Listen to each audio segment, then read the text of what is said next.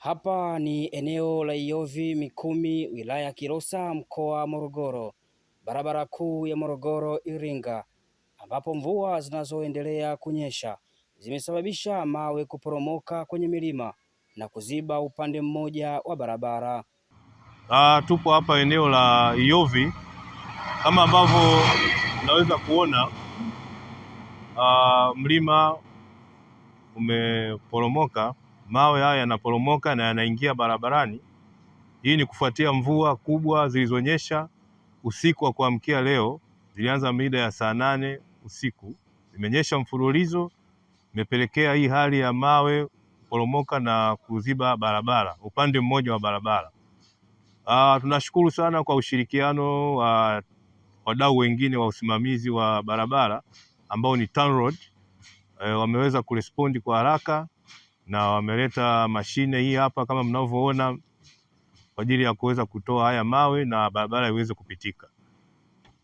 Nitoe tahadhari kwa watumiaji wa barabara, hasa madereva na watumiaji wengine wa barabara, wawe makini wanapopita maeneo haya, kwa sababu bado mvua zinaendelea kunyesha. Kwa hiyo wawe makini, na barabara ni nyembamba. Yale maeneo yasiyoruhusiwa ku overtake au kupita magari mengine, basi wasifanye hizo overtaking ambazo bila kuwa na uhakika, bila kuona kinachokuja mbele. Maeneo korofi, kwa mfano Iyovi, kwenda kule mbele, na maeneo ambayo yanahitaji umakini na uzingatiaji wa sheria na alama za barabarani. Sasa wakifika hapa madereva, sababu hapa ndo kuna hii beri hapa, roadblock, mwe mnawaelimisha pamoja na mambo mengine ya ukaguzi na nini, lakini mwe mnatoa elimu.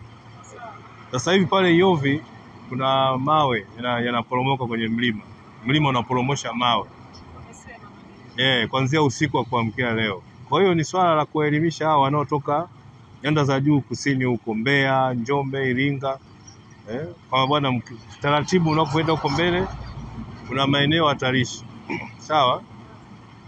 Kwa hiyo wazingatie alama za barabarani. Kuna kona, maeneo ya ruhusiwa kufanya overtaking, ili kuna hayo maporomoko tumeweka alama kuonyesha mbele kuna hayo maporomoko. Kwa hiyo mwe mnawapa hiyo elimu hapa.